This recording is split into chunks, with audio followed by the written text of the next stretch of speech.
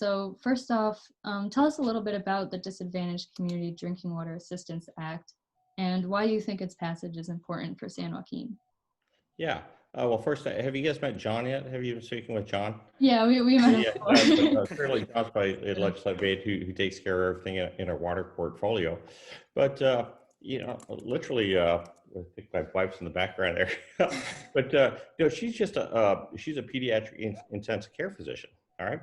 And she was just saying that she had a patient from one of the small towns there that had their water problems are absolutely endemic, and you get these very odd, you know, uh, maladies, or heart disease, the things that are just a little odd, that just don't happen in other parts of the country that happen to do here. Can you directly tie that to the water?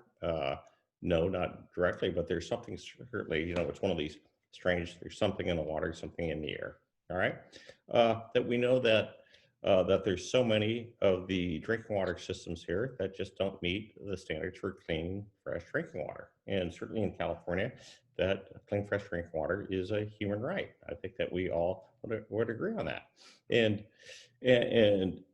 certainly when in the valley here, people are focused on water with respect to the ag industry and our communities, and it always seems like the communities and the people actually come last with respect to that, right? The focus isn't on, hey, let's make sure that all the people and all the families have got access to water and everything follows from that. It's kind of the other way around.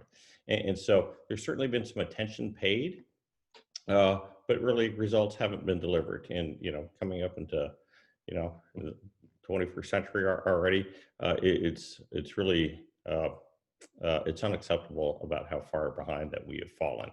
And so when we got to Congress, we went out to a number of our communities to see what their number one needs were. And a lot of these communities, it is just that reliable access to clean drinking water from everyone's taps. And that's been a goal of ours since we've been in office. And with respect to that, we worked together. We reached out to communities to see what they needed. And although there are programs out there, they're typically they come up a little short for so many of the communities here because one, the communities will be too large to qualify for some of the existing programs, and if they are too large, then the ratepayer base, it's frankly they're just so low income that they can't afford to be able to pay higher water rates. To be able to, they just can't afford the higher water rates that would allow them to not only build but operate and maintain these water systems. And so, with respect to that, we crafted a bill to be able to address those shortcomings. One that would allow not only for capital expenditures, but operations and maintenance, and then really to provide these communities with the technical assistance that they needed so that they could actually write for these grants and for these programs. And that's the one thing that you really see in so many of these communities, that they just don't have the staff or wherewithal to actually go out and get the resources that have already been made available. So, but there are a number of other advocacy groups here, and we've been just trying to work hand in hand with them to be able to achieve that collective goal of having everyone with clean, fresh drinking water. So that's kind of it in a nutshell. And so something that we'll certainly be looking at working on over the long term. Thank you for that. So you introduced that bill, I think it was about a year ago. And obviously getting a bill passed is a very, very long process. So how do you foresee getting this specific bill passed by the House and Senate? Because I don't think it's going to be an easy task, but I think it's definitely doable. So how do you see it from your perspective? Well, it's actually already passed the House, right? We've got it past the House through the package, and John, maybe you could take a couple across of legislative routes to get this thing actually signed into law. Right. So as the Congressman mentioned, the package that he referred to is HR 2, the Moving Forward Act. You may have heard a lot of news about it over the summer. It was a very large legislative package focused on infrastructure. A lot of it was centered on transportation infrastructure, but as y'all probably know, and as a lot of people know, we've underfunded our water infrastructure for a long time, and in a lot of other areas of our nation's infrastructure as well. And so Congressman was able to attach a couple of his bills, including this one, to that package to move forward. And kind of the bill process after introduction that most bills typically go through in terms of the what's called the regular order is a bill will typically have a hearing in the committee of jurisdiction. And so the Congressman introduced this bill in December. We worked with the Natural Resources Committee, of which he's a member. We got Jared Huffman, Congressman Jared Huffman, who chairs the water subcommittee of that larger committee, and had his bill get a hearing actually at the end of January. And then then the next step is the committee actually holds what's called a markup, and members are able to debate and offer amendments on bills. The Congressman got his bill included in a markup in February for it to pass the House. Those kind of steps typically have to be done before these standalone bills get added to a larger package. And so those are some important steps that we had to make sure got done on the bill early in the year, so that way it was positioned to be attached to this infrastructure package. Now, unfortunately, we haven't been able to get traction in the Senate on moving the bill. However, Senator now Vice President-elect Kamala Harris has included the Congressman's language in a larger water bill that she introduced over the summer. So that's kind of where things stand right now legislatively, and that's about the kind of state of play of things right now. We'll see how things turn out the next probably 5-6 weeks that we have left. Yeah, we're all certainly, I know us at WICC, we're crossing our fingers and hoping everything runs smoothly. So Congressman Cox, you're a member of several committees, and I know you're a member of the Agriculture Committee as well. So do you see and you work to ensure the viability of the agricultural industry, especially in California. So do you see the fight for clean drinking water and the work to ensure a profitable and prosperous agricultural industry? Do you see the two things working hand in hand, or are they separate in your eyes? Oh yeah, absolutely. Thanks so much for it. Is that they absolutely work hand in hand. But what I've tried to reshift the focus on is that if you can focus on getting and ensuring that everybody at their tap, every little home has got the access to this clean, affordable, fresh drinking water, you have to do a number of things to be able to do that. You have to have certainly the local municipal water systems, but then you have to have really a water supply in a resilient and reliable water supply. And to be able to do that, you're going to need to have enough conveyance in the canals, and we've been working on a number of the big canal fixes here. You'll have to have enough storage, both surface storage and underground storage. And you see, so then you're backing up from that tap all the way back to the sources, and you have to be looking at longer term type things as well. The climate change and how we're going to manage that.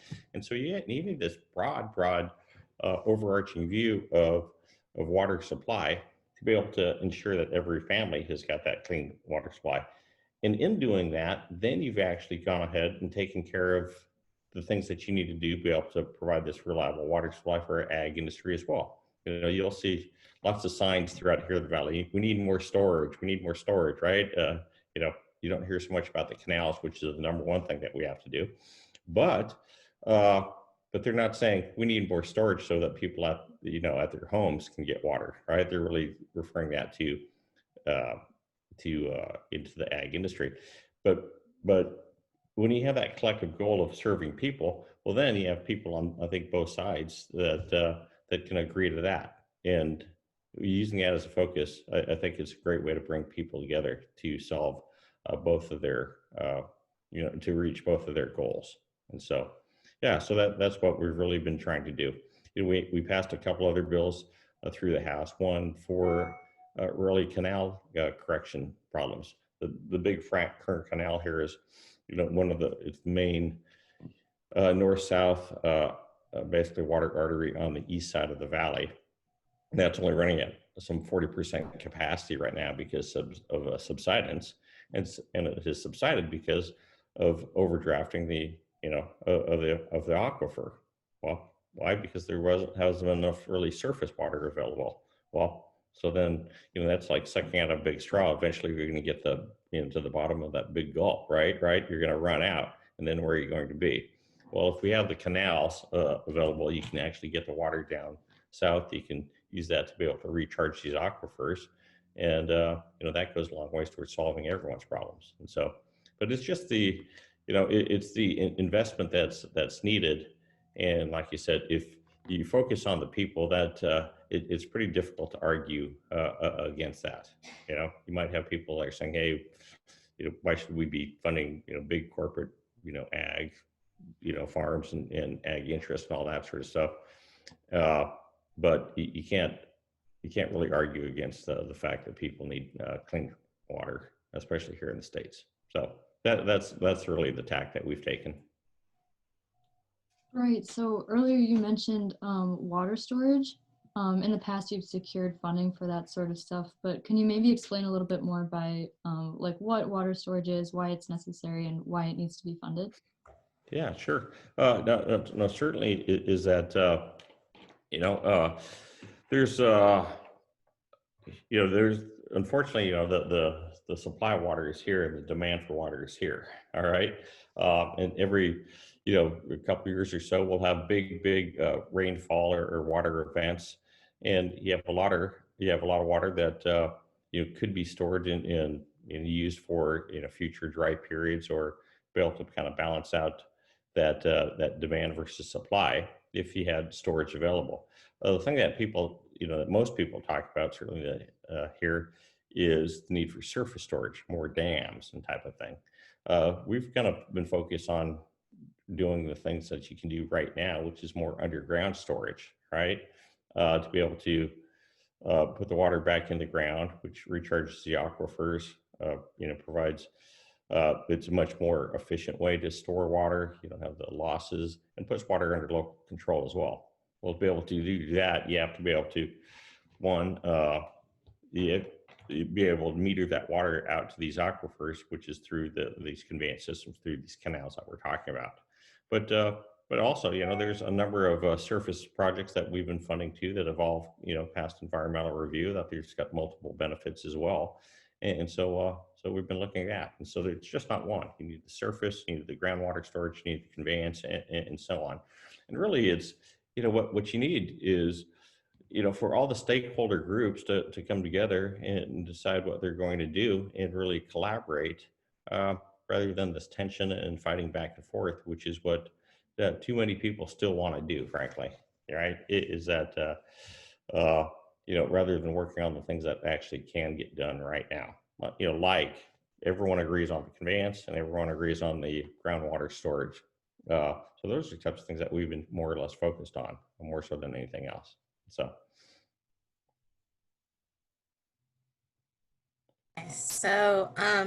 you're a fairly experienced politician. You've kind of been doing this for a while. So with that experience, only 2 years.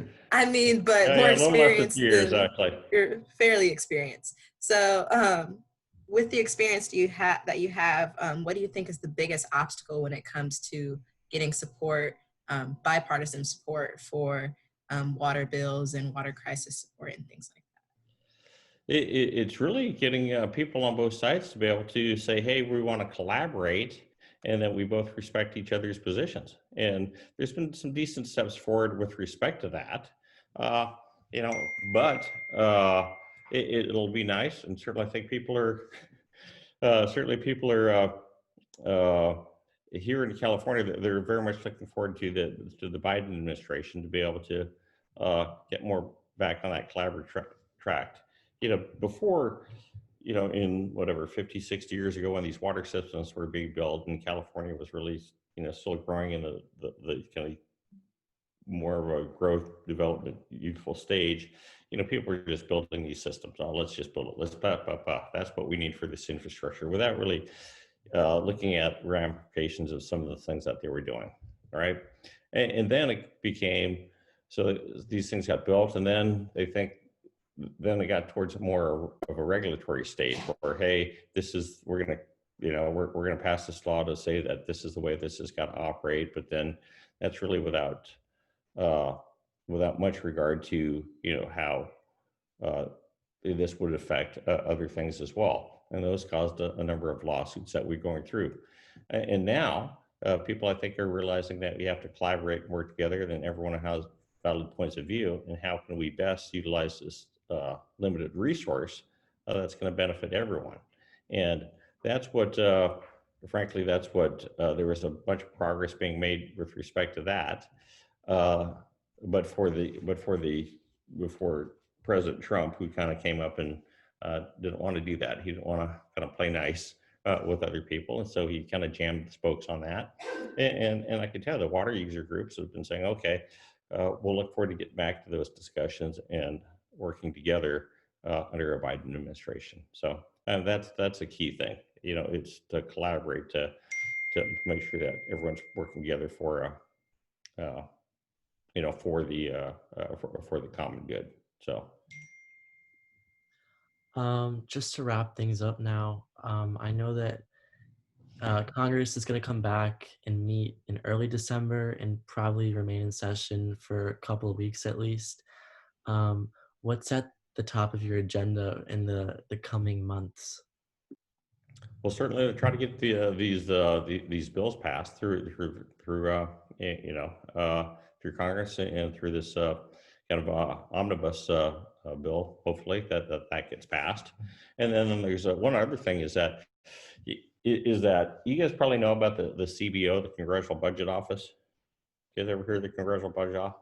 All right, and so a lot of these things get a Congressional Budget Office score, which basically looks at everything through kind of a dollars and cents type lens. Right? Is that, hey, it's going to cost this much, so we got to come up with a way to pay for it, rather than taking a broader holistic approach to taking a look at piece of legislation. Is that, hey, in fact, if we don't pass this disadvantaged, I'll give you an example, like our Disadvantaged Communities Drinking Water Act, it's got $100 million that, and so the CBO would say, oh, hey, well, that's going to cost you $100 million, so we're going to come up with $100 million, rather than looking at it, like I said, holistically, and saying, hey, by doing this, there's going to be actually positive economic returns. We're going to be able to grow that many more crops, but we're going to keep this many more people healthy. And that, right? And is there anything more important than keeping people healthy and communities healthy and communities strong, right? And so we need to take a different approach and look at things, not just in terms of dollars and cents, but the overall how it's going to affect people and their well-being, or really their health. And we've got a piece of legislation called the AHEAD Act, which is basically assembling health equity assessments in decision making. All right, to be able to not just look at a CBO score, but be able to look at a piece of legislation and how it's going to affect people's, once again, health or well-being. And that's a piece of legislation that's attached to some other legislation that I really want to get passed. That would be very, very momentous. Because you just can't look at things in terms of dollars and cents, right? Is that we need to move past that. And once again, it's just that is the kind of stage in the development process of what we really ought to be thinking about. How is every piece of legislation going to affect our well-being or health, rather than just how much. Some people could say how much it costs, right? Or is this piece of legislation really an investment that's going to have a multitude of returns, economic, social, environmental, health returns. So that's the type of thing that I'm really focused on. Yeah, Congressman, it's been so great to talk to you. We really appreciate you taking time out of your busy schedule to meet with us. It's great to hear about this sort of stuff. And John, thank you for helping set everything up. We really appreciate it too.